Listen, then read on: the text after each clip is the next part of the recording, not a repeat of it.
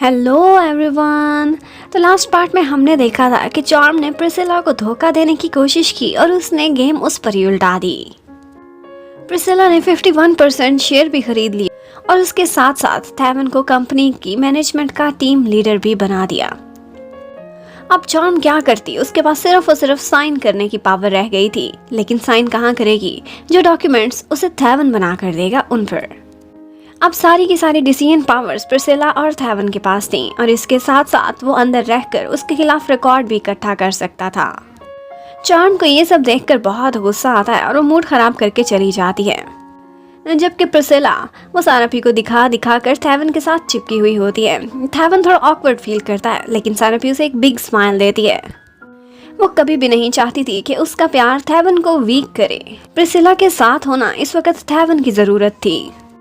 जबकि चार्म वापस घर पहुंचकर सारा गुस्सा नीरेन पर निकालती है। कहती है कि तुम्हें कैसे नहीं पता था कि वहां पर थैवन आने वाला है? इस इवेंट की ऑर्गेनाइजर तो तुम थी। शायद तुम मुझे धोखा तो नहीं दे रही, तुम उन लोगों के साथ मिली हुई तो नहीं हो। और इसी बात पर वो उसे बहुत मारती है, उसकी इंसल्ट करती है। नीरेन से भी बर्दाश्त नहीं हो रहा था और उसके वापस चिल्लाने पर चार्म उसके सर पर कोई चीज दे मारती है और इसके साथ ही वो गन भी निकाल लेती है। अब नीरेन को तो लगता था कि ये मुझे मार ही डालेगी। यॉर्च इस सारा टाइम साइड पर खड़ा होकर बिल्कुल आराम से देखता रहता है।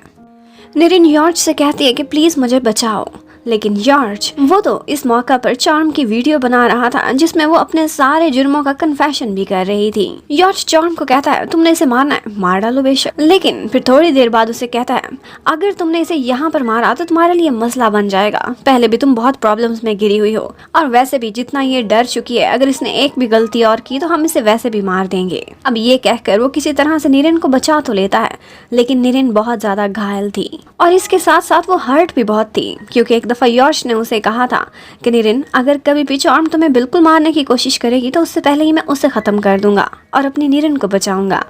लेकिन उसके ये सारे शब्द एक नाटक थे। नीरेन को अब लगता था कि वो उससे सिंसियर था ही नहीं। थैवन उस टाइम पर प्रिसिला के साथ खड़ा होता है कि उनको न्यूज मिलती है कि उनका एक एम्प्लॉय बड़ी बुरी हालत में हॉस्पिटल पहुंचा है और वो कोई और नहीं बल्कि नीरेन है। नीरेन पर किसी ने बुरी तरह से टॉर्चर किया है। उसी समय हमें हमारे सेकंड कपल को दिखाते हैं जो इस टाइम पर इन्वेस्टिगेशन करने उसी पॉइंट पर पहुंचा हुआ था जहां उनकी गाड़ी में एक ट्रक ने टक्कर मारी थी। वो पोजीशन ऐसी थी कि वहां पर कोई भी सर्विलेंस कैमरास उस एंगल से लगे ही नहीं हुए थे। वो लोग हर तरफ से जाकर चेक करते हैं तो करीब ही एक घर के कैमरास थे जो दूसरी सड़क पर खुलते थे। वो लोग उसकी फुटेज हासिल करते हैं तो उसमें ट्रक ड्राइवर और उनको किडनैप करने वाले यॉर्च के साथ ही वो आपस में डिस्कशन कर रहे होते हैं। लेकिन ये सबूत उनका आपस में लिंक कनेक्ट करने के लिए तो ठीक था, लेकिन टक्कर मारते हुए वो किसी फुटेज में नजर नहीं आए थे। विनॉय सोचता है कि उन्हीं में से किसी एक को वो एज अ विटनेस यूज कर सकता है। उधर नीरेन को दिखाते हैं जब वो होश में आती है तो उसके पास उसके अपने लोग नहीं बल्कि थैवन और सारापी खड़े हुए थे उसकी केयर करने के लिए, और वही उसका मेडिकल का एक्सपेंस भी बेयर कर रहे थे। नीरेन गुस्सा करने लगती है और कहती है तुम लोग अच्छे बन रहे हो ताकि मैं चार्म के खिलाफ तुम लोगों को कोई सबूत दूं। मैं कुछ भी नहीं बोलने वाली। वो दोनों कहते हैं कि हमें पता है तुमने ही जहर दिया था जीजा जी को, लेकिन ये सब तुमने चार्म के कहने पर दिया था। हम तुम्हारे लिए फ्लेक्सिबल हो सकते हैं अगर तुम अपनी गलती को दुरुस्त करना चाहो। तुम ऐसे लोगों को क्यों प्रोटेक्ट कर रही हो जिन्होंने तुम्हारा इतना बुरा हाल किया है? और इस सब के बाद सारा भी थैवन से कहती है कि मैंने देखा है तुम्हारे लिए बेस्ट पार्टनर प्रिसिला है। देखो वो कैसे सारा कुछ तुम्हें वापस दिला सकती है, उसके पास कितनी पावर है और उसकी हेल्प ही तुम्हारी हर मुश्किल को दूर कर रही है। सारापी को लगता था कि वो आम सी लड़की उसके काबिल नहीं, लेकिन थैवन उसे क्लियरली कह देता है। लेकिन थैवन का कहना था कि अगर मुझे पावर और पैसे से मोहब्बत होती तो मैंने कब का प्रिसिला को चूज करना था, लेकिन मैं अपने प्यार पर कॉम्प्रोमाइज नहीं करने वाला। मुझे सिर्फ सारापी ही चाहिए। अब थोड़ी देर बाद थैवन देखता है कि सारापी ने उसके फोन के वॉलपेपर को चेंज करके अपनी फोटो लगा दी है। सारापी कहती है क्योंकि मैं चाहती हूँ कि तुम हर टाइम बिजी जो रहते हो मुझे कभी भी ना भूलो। थैवन उसे कभी भूल भी नहीं सकता था क्योंकि वही तो उसकी लाइफ का चार्म थी। और उधर प्रिसिला को दिखाते हैं वो तो उसी समय को याद कर रही होती है जब उसने बुरी तरह से थैवन को रिजेक्ट कर लिया था और एक रिच मैन हेनरी से शादी का फैसला किया था। अब उसको भी कॉक ट्री फ्लावर्स अच्छे लगने लगे थे सिर्फ थैवन की याद में। उसी समय प्रिसिला के घर पर दो गुंडे आए हुए होते हैं। ये यॉर्च और चार्म के आदमी थे जिन्होंने उनको ऑर्डर किया था कि चार्म के साथ प्रिसिला ने बहुत बुरा किया, उसे इंसल्ट फील हो रही है, इसलिए जाओ और उसका मर्डर कर दो। तो अब वो दोनों प्रिसिला और उसकी सेक्रेटरी के पीछे पीछे जाते हैं, लेकिन वो दोनों पहले से ही अवेयर थी, वो उल्टा उसी को ही पकड़वा देती हैं। ऑफिसर विनॉय भी यहाँ पर था और वो दोनों गुंडे एंड टाइम पर रंगे हाथों पकड़े जाते हैं। अब मर्डर अटेम्प्ट करते हुए जॉर्ज के दो इम्पोर्टेंट लोग जैसे पकड़े गए थे, उसके बाद प्रिसिला अपनी पावर्स यूज करती है। चार्म से आगे तक उसकी पहुंच थी और वो विनॉय को कहती है, तुम जैसे भी काम करना चाहो, अब तुम्हें कोई ऑफिसर नहीं रोक सकता, क्योंकि उस स्टेट का पुलिस चीफ प्रिसिला का अंकल था। अब जब चार्म बुरी तरह से फंसती जा रही थी तो जॉर्ज अपनी चालें चल रहा था। वो चोरी चोरी चार्म की ऑडियो रिकॉर्ड करता रहता था जिसमें वो कन्फेशन करती थी, और जो चार्म का पुलिस ऑफिसर हेल्प करता था वो भी साफ इनकार कर देता है, कहता है ऊपर से ऑर्डर्स हैं और अब विनॉय को कोई भी नहीं रोक सकता। और इसके साथ साथ वो ये इन्फॉर्मेशन भी लीक करता है कि विनॉय उस ट्रक ड्राइवर से मिलने जा रहा है जिसको तुम लोगों ने हायर किया था। वो ट्रक ड्राइवर एक्चुअली सारापी के ही एरिया में रहता था, तो सारापी और थैवन पहले उसके घर पर जाते हैं और उसको पकड़ने की कोशिश करते हैं। वो उनको देखकर दौड़ लगा देता है, लेकिन सारापी, हमारी सुपर हीरो गर्ल, उसे कौन रोक सकता था, वो उसे मार गिराती है और इतने में फिर पुलिस भी आकर उनको पकड़ लेती है। लेकिन यहाँ पर जॉर्ज पहुंचता है, उस विटनेस को मारना चाहता था लेकिन वो तो बच जाता है। उसके बाद वो थैवन का निशाना लेता है तो सारापी उसके सामने आकर उसके हिस्से की गोली खा लेती है। अब थैवन एकदम परेशान हो गया था, लेकिन सारापी फौरन से आंखें खोलती है। उसने बुलेट प्रूफ वेस्ट पहनी हुई थी और इसी की वजह से अब वो बिल्कुल सेफ थी।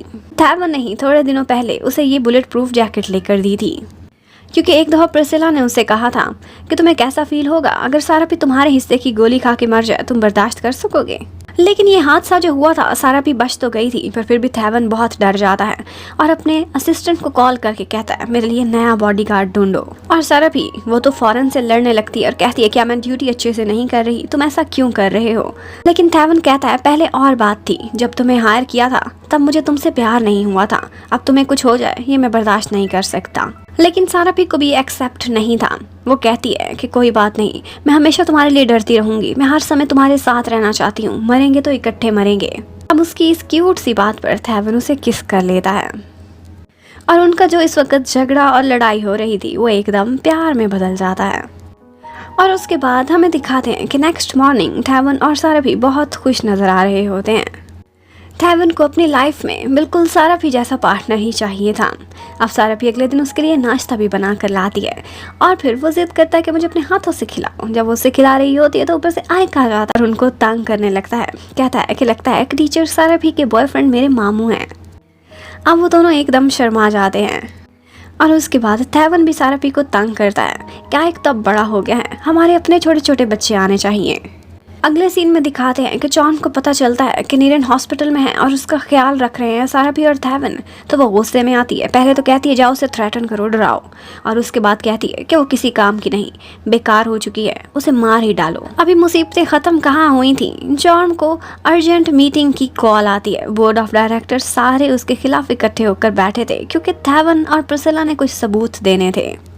अब थैवन मैनेजमेंट में था, वो सारा रिकॉर्ड निकलवाता है और प्रोफेशनल चार्टर्ड अकाउंटेंट्स को हायर करके वो उसके करप्शन के सबूत सबके सामने रखता है।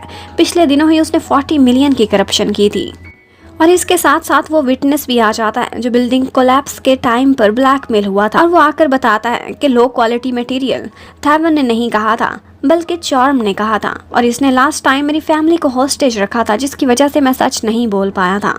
अब चार्म गुस्से में बुरा भला कहती भाग रही होती है, लेकिन ऑफिसर विनॉय उसका वेलकम करने के लिए सामने खड़ा होता है जो फौरन से उसे हैंडकफ्स लगा देता है। अब की बार चार्म पुलिस को भी खरीद नहीं सकती थी क्योंकि उससे ज्यादा पावरफुल प्रिसिला ऊपर खड़ी थी। अब नेक्स्ट पार्ट में हमें पता चलेगा कि जॉर्ज कितना खतरनाक हो गया है और क्या वो थैवन की जान ले लेगा। ये देखने के लिए stay connected for last part. Thank you for watching, bye bye.